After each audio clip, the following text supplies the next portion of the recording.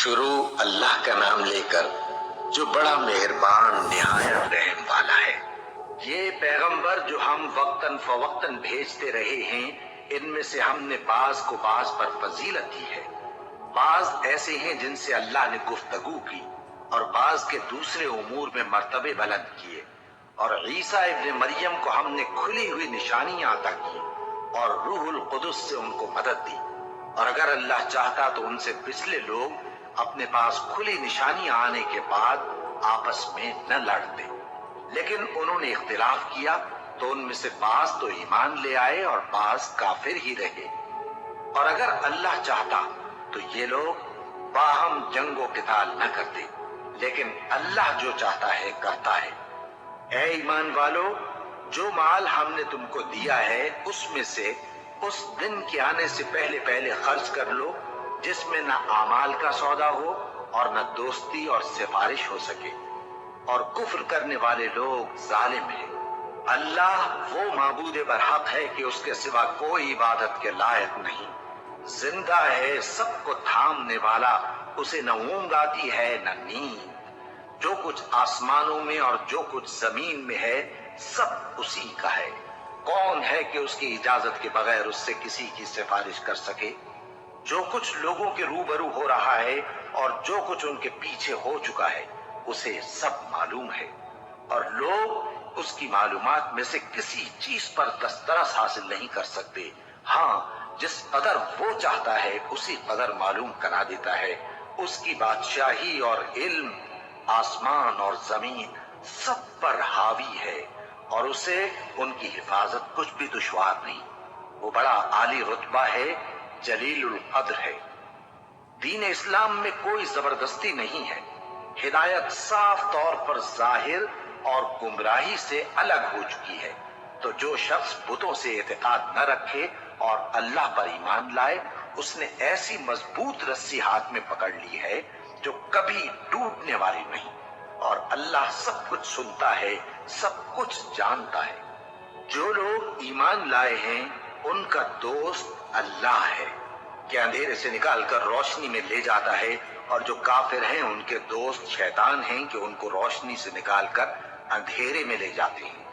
یہی لوگ اہل دوزخ ہیں کہ اس میں ہمیشہ رہیں گے۔ بھلا تم نے اس شخص کو نہیں دیکھا جو اس غرور کے سبب سے کہ اللہ نے اس کو سلطنت بخشی تھی، ابراہیم سے اپنے پروردگار کے بارے میں جھگڑنے لگا؟ جب ابراہیم نے کہا میرا پروردگار تو وہ ہے جو زندگی دیتا ہے اور موت دیتا ہے، وہ بولا کہ زندگی اور موت تو میں بھی دے سکتا ہوں۔ ابراہیم نے کہا کہ اللہ تو سورج کو مشرق سے نکالتا ہے، آپ اسے مغرب سے نکال دیجیے۔ یہ سن کر وہ کافر ہکا بکا رہ گیا، اور اللہ بے انصافوں کو ہدایت نہیں دیا کرتا۔ کیا اسی طرح اس شخص کو نہیں دیکھا جس کا ایک بستی پر جو اپنی چھتوں پر گری پڑی تھی گزر ہوا، تو اس نے کہا کہ اللہ اس کے باشندوں کو مرنے کے بعد کیوں کر زندہ کرے گا؟ تو اللہ نے اس کی روح قبض کر لی اور 100 برس تک اس کو مردہ رکھا۔ پھر اس کو جلا اٹھایا اور پوچھا تم کتنا عرصہ مرے پڑے رہے ہو؟ اس نے جواب دیا کہ 1 دن یا اس سے بھی کم۔ اللہ نے فرمایا نہیں، بلکہ 100 برس مرے رہے ہو، اور اپنے کھانے پینے کی چیزوں کو دیکھو کہ اتنے مدت میں مطلق سڑی بسی نہیں، اور اپنے گدھے کو بھی دیکھو جو مرا پڑا ہے۔ غرض ان باتوں سے یہ ہے کہ ہم تم کو لوگوں کے لیے اپنی قدرت کی نشانی بنائیں، اور ہاں، گدھے کی ہڈیوں کو دیکھو کہ ہم ان کو کس طرح جوڑے دیتے اور ان پر کس طرح گوشت پوست چڑھائے دیتے ہیں۔ میں یقین کرتا ہوں کہ اللہ ہر چیز پر قادر ہے۔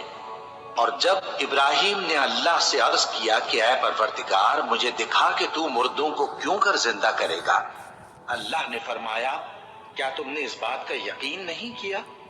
انہوں نے کہا کیوں نہیں، لیکن میں دیکھنا اس لیے چاہتا ہوں کہ میرا دل اطمینان کامل حاصل کر لے۔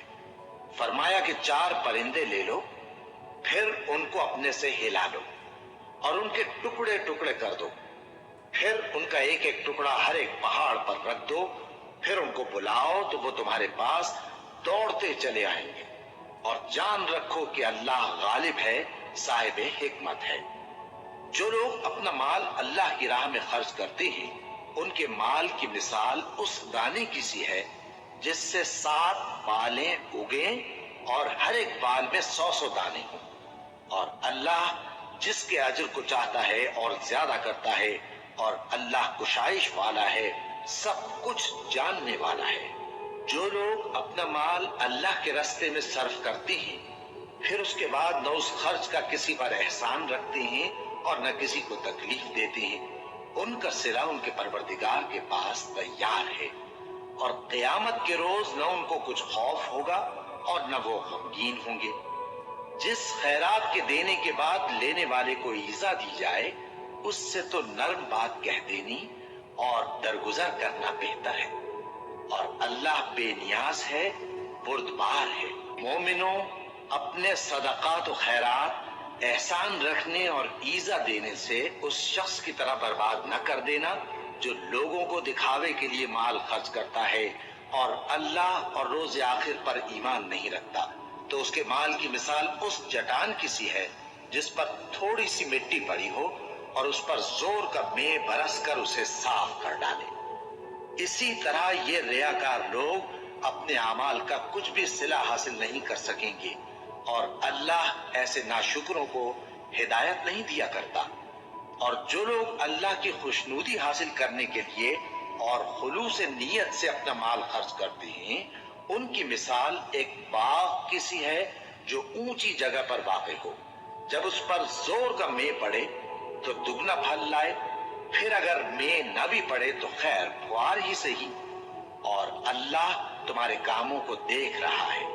بھلا تم میں کوئی یہ چاہتا ہے کہ اس کا کھجوروں اور انگوروں کا باغ ہو جس میں نہریں بہ رہی ہوں اور اس میں اس کے لیے ہر قسم کے میوے موجود ہوں، اور اسے بڑھاپا آ پکڑے اور اس کے ننھے ننھے بچے بھی ہوں، تو ناگہاں اس باغ پر آگ کا بھرا ہوا بگولا چلے، بس وہ جل جائے۔ اس طرح اللہ تم سے اپنی آیتیں کھول کھول کر بیان فرماتا ہے تاکہ تم سوچو اور سمجھو۔ مومنوں، جو پاکیزہ اور عمدہ مال تم کماتے ہو اور جو چیزیں ہم تمہارے لیے زمین سے نکالتے ہیں، ان میں سے اللہ کی راہ میں بھی خرچ کرو، اور بری اور ناپاک چیزیں دینے کا قصد نہ کرنا کہ اگر وہ چیزیں تمہیں دی جائیں تو بجز اس کے کہ لیتے وقت آنکھیں بند کر لو، ان کو کبھی نہ لو، اور جان رکھو کہ اللہ بے نیاز ہے، خوبیوں والا ہے۔ شیطان تمہیں تنگ دستی کا خوف دلاتا اور بے حیائی کے کام کرنے کو کہتا ہے، اور اللہ تم سے اپنی بخشش اور رحمت کا وعدہ کرتا ہے، اور اللہ کشائش والا ہے، سب کچھ جاننے والا ہے۔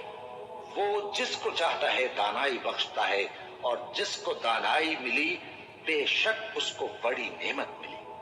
اور نصیحت تو وہی لوگ قبول کرتے ہیں جو عقل مند ہیں، اور تم اللہ کی راہ میں جس طرح کا خرچ کرو یا کوئی نذر مانو، اللہ اس کو جانتا ہے، اور ظالموں کا کوئی مددگار نہ ہوگا۔ اگر تم خیرات ظاہر کر کے دو تو وہ بھی خوب ہے، اور اگر پوشیدہ دو اور دو بھی ضرورت مندوں کو تو یہ تمہارے لیے بہتر ہے، اور اس طرح کا دینا تمہارے گناہوں کو بھی دور کرے گا، اور اللہ کو تمہارے سب کاموں کی خبر ہے۔ اے نبی صلی اللہ علیہ وآلہ وسلم، تم ان لوگوں کی ہدایت کے ذمہ دار نہیں ہو، بلکہ اللہ ہی جس کو چاہتا ہے ہدایت بخشتا ہے۔ اور مومنوں، تم جو مال خرچ کرو گے تو اس کا فائدہ تمہیں کو ہے، اور تم تو جو خرچ کرو گے اللہ کی خوشنودی کے لیے کرو گے، اور جو مال تم خرچ کرو گے وہ تمہیں پورا پورا دے دیا جائے گا اور تمہارا کچھ نقصان نہیں کیا جائے گا۔ اور ہاں، تم جو خرچ کرو گے تو ان حاجت مندوں کے لیے جو اللہ کی راہ میں رکے بیٹھے ہیں اور ملک میں کسی طرف جانے کی طاقت نہیں رکھتے اور مانگنے سے آر رکھتے ہیں، یہاں تک کہ نہ مانگنے کی وجہ سے ناواقف شخص ان کو تونگر خیال کرتا ہے، اور تم قیافے سے ان کو صاف پہچان لو کہ حاجت مند ہیں، اور شرم کے سبب لوگوں سے منہ پھوڑ کر اور لپٹ کر نہیں مانگ سکتے۔ اور تم جو مال خرچ کرو گے کچھ شک نہیں کہ اللہ اس کو جانتا ہے۔ جو لوگ اپنا مال رات اور دن اور پوشیدہ اور ظاہر اللہ کی راہ میں خرچ کرتے رہتے ہیں، ان کا صلہ ان کے پروردگار کے پاس ہے، اور ان کو قیامت کے دن نہ کسی طرح کا خوف ہوگا اور نہ غم۔ جو لوگ سود کھاتے ہیں وہ قبروں سے اس طرح حواس باختہ اٹھیں گے جیسے کسی کو جن نے لپٹ کر دیوانہ بنا دیا ہو۔ یہ اس لیے کہ وہ کہتے ہیں کہ سودا بیچنا بھی تو نفع کے لحاظ سے ویسا ہی ہے جیسے سود لینا، حالانکہ سودے کو اللہ نے حلال کیا ہے اور سود کو حرام۔ تو جس شخص کے پاس اللہ کی نصیحت پہنچی اور وہ سود لینے سے باز آ گیا تو جو پہلے ہو چکا وہ اس کا، اور قیامت میں اس کا معاملہ اللہ کے سپرد۔ اور جو پھر لینے لگا تو ایسے لوگ دوزخی ہیں کہ ہمیشہ دوزخ میں جلتے رہیں گے۔ جو لوگ ایمان لائے اور نیک عمل کرتے اور نماز پڑھتے اور زکوٰۃ دیتے رہے، ان کو ان کے کاموں کا صلہ اللہ کے ہاں ملے گا، اور قیامت کے دن ان کو نہ کچھ خوف ہوگا اور نہ وہ غمناک ہوں گے۔ مومنو، اللہ سے ڈرو، اور اگر ایمان رکھتے ہو تو جتنا سود باقی رہ گیا ہے اس کو چھوڑ دو۔ پھر اگر ایسا نہ کرو گے تو تم اللہ اور اس کے رسول کی طرف سے اعلان جنگ سن لو، اور اگر توبہ کر لو گے اور سود چھوڑ دو گے تو تم کو اپنی اصل رقم لینے کا حق ہے، جس میں نہ اوروں کا نقصان اور نہ تمہارا نقصان۔ اور اگر قرض لینے والا تنگ دست ہو تو اسے کشائش کے حاصل ہونے تک مہلت دو، اور اگر زر قرض بخش دو تو وہ تمہارے لیے زیادہ اچھا ہے، بشرطے کہ سمجھو۔ اور اس دن سے ڈرو جب کہ تم اللہ کے حضور میں لوٹ کر جاؤ گے، اور ہر شخص اپنے اعمال کا پورا پورا بدلہ پائے گا اور کسی کو کچھ نقصان نہ ہوگا۔ مومنو، جب تم آپس میں کسی میعاد معین کے لیے قرض کا معاملہ کرنے لگو تو اس کو لکھ لیا کرو، اور لکھنے والا تم میں کسی کا نقصان نہ کرے بلکہ انصاف سے لکھے۔ نیز لکھنے والا جیسا اللہ نے اسے سکھایا ہے لکھنے سے انکار بھی نہ کرے اور دستاویز لکھ دے۔ اور جو شخص قرض لے وہی دستاویز کا مضمون بول کر لکھوائے، اور اللہ سے کہ اس کا مالک ہے خوف کرے، اور زر قرض میں سے کچھ کم نہ لکھوائے۔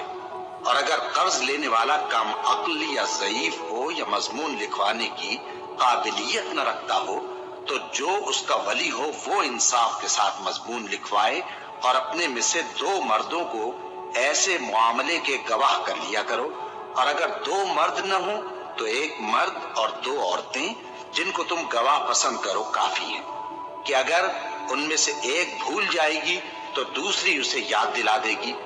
اور جب گواہ گواہی کے لیے طلب کیے جائیں تو انکار نہ کریں۔ اور قرض تھوڑا ہو یا بہت، اس کی دستاویز کے لکھنے لکھانے میں سستی نہ کرنا۔ یہ بات اللہ کے نزدیک نہایت قرین انصاف ہے، اور شہادت کے لیے بھی یہ بہت درست طریقہ ہے۔ اس سے تم کو کسی طرح کا شک و شبہ بھی نہیں پڑے گا۔ ہاں، اگر سودا دست بدست ہو جو تم آپس میں لیتے دیتے ہو تو اگر ایسے معاملے کے دستاویز نہ لکھو تو تم پر کچھ گناہ نہیں۔ اور جب خرید و فروخت کیا کرو، مثلا زمین جائیداد کی، تو بھی گواہ کر لیا کرو، اور کاتب دستاویز اور گواہ معاملہ کرنے والوں کا کسی طرح کا نقصان نہ کریں۔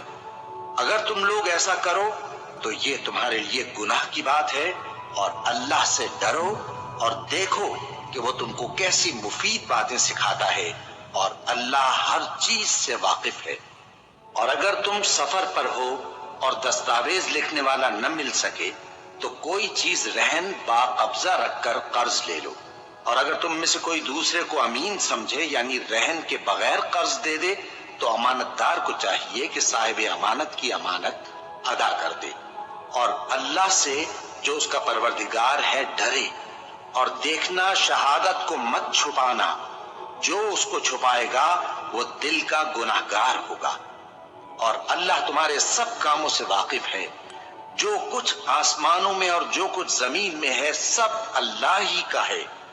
تم اپنے دلوں کی بات کو ظاہر کرو گے تو اور چھپاؤ گے تو اللہ تم سے اس کا حساب لے گا، پھر وہ جسے چاہے مغفرت کرے اور جسے چاہے عذاب دے، اور اللہ ہر چیز پر قادر ہے۔ رسول اللہ صلی اللہ علیہ وآلہ وسلم اس کتاب پر جو ان کے پروردگار کی طرف سے ان پر نازل ہوئی ایمان رکھتے ہیں، اور مومن بھی سب اللہ پر اور اس کے فرشتوں پر اور اس کی کتابوں پر اور اس کے پیغمبروں پر ایمان رکھتے ہیں اور کہتے ہیں کہ ہم اس کے پیغمبروں سے کسی میں کچھ فرق نہیں کرتے، اور وہ اللہ سے عرض کرتے ہیں کہ ہم نے تیرا حکم سنا اور قبول کیا۔ اے پروردگار، ہم تیری بخشش مانگتے ہیں اور تیری ہی طرف لوٹ کر جانا ہے۔ اللہ کسی شخص کو اس کی طاقت سے زیادہ کا ذمہ دار نہیں بناتا۔ اچھے کام کرے گا تو اس کو ان کا فائدہ ملے گا، برے کرے گا تو اسے ان کا نقصان پہنچے گا۔ اے پروردگار، اگر ہم سے بھول یا چوک ہو گئی ہو تو ہم سے مواخذہ نہ کیجو۔ اے پروردگار، ہم پر ایسا بوجھ نہ ڈالیو جیسا تو نے ہم سے پہلے لوگوں پر ڈالا تھا۔ اے پروردگار، جتنا بوجھ اٹھانے کی ہم میں طاقت نہیں اتنا بوجھ ہم پر نہ رکھیو، اور اے پروردگار، ہمارے گناہوں سے درگزر کر اور ہمیں بخش دے اور ہم پر رحم فرما۔ تو ہی ہمارا مددگار ہے، سو ہم کو کافروں پر غالب کر۔ شروع اللہ کا نام لے کر جو بڑا مہربان نہایت رحم والا ہے۔ الف لام میم۔ اللہ جو معبود برحق ہے، اس کے سوا کوئی عبادت کے لائق نہیں، زندہ ہے، سب کو تھامنے والا۔ اس نے اے نبی تم پر سچی کتاب نازل کی جو پہلی آسمانی کتابوں کی تصدیق کرتی ہے، اور اسی نے تورات اور انجیل نازل کی تھی۔ یہ دو کتابیں اس نے پہلے نازل کی تھیں لوگوں کی ہدایت کے لیے، اور پھر قرآن جو حق اور باطل کو الگ الگ کر دینے والا ہے نازل کیا۔ جو لوگ اللہ کی آیتوں کا انکار کرتے ہیں ان کو سخت عذاب ہوگا، اور اللہ زبردست ہے، بدلہ لینے والا ہے۔ اللہ ایسا خبیر و بصیر ہے کہ کوئی چیز اس سے پوشیدہ نہیں، نہ زمین میں اور نہ آسمان میں۔ وہی تو ہے جو ماں کے پیٹ میں جیسی چاہتا ہے تمہاری صورتیں بناتا ہے۔ اس غالب حکمت والے کے سوا کوئی عبادت کے لائق نہیں۔ اے پیغمبر، وہی تو ہے جس نے تم پر یہ کتاب نازل کی جس کی بعض آیتیں محکم ہیں اور وہی اصل کتاب ہیں، اور بعض دوسری متشابہ ہیں۔ تو جن لوگوں کے دلوں میں کجی ہے وہ متشابہات کا اتباع کرتے ہیں تاکہ فتنہ برپا کریں اور مراد اصلی کا پتہ لگائیں، حالانکہ مراد اصلی اللہ کے سوا کوئی نہیں جانتا۔ اور جو لوگ علم میں گہری نظر رکھتے ہیں وہ یہ کہتے ہیں کہ ہم ان پر ایمان لائے۔ یہ سب آیات ہمارے پروردگار کی طرف سے ہیں، اور نصیحت تو عقل مند ہی قبول کرتے ہیں۔ اے پروردگار، جب تو نے ہمیں ہدایت بخشی ہے تو اس کے بعد ہمارے دلوں میں کجی نہ پیدا کر دیجو، اور ہمیں اپنے ہاتھ سے رحمت عطا فرما، تو بڑا عطا فرمانے والا ہے۔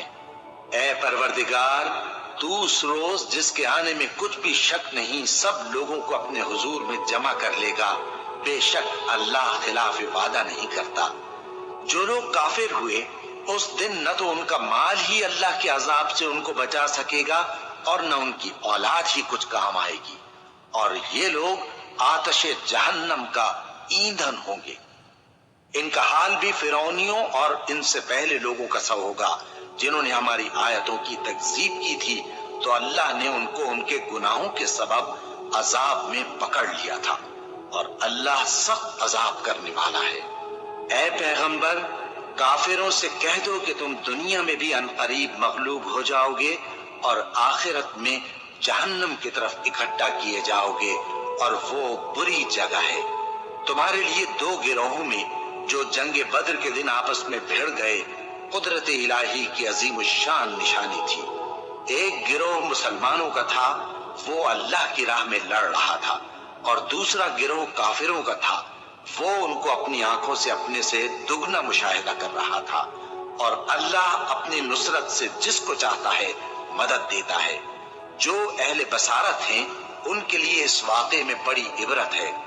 لوگوں کو ان کی خواہشوں کی چیزیں یعنی عورتیں اور بیٹے اور سونے اور چاندی کے بڑے بڑے ڈھیر اور نشان لگے ہوئے گھوڑے اور مویشی اور کھیتی بڑی زینت دار معلوم ہوتی ہیں، مگر یہ سب دنیا ہی کی زندگی کے سامان ہیں، اور اللہ کے پاس بہت اچھا ٹھکانہ ہے۔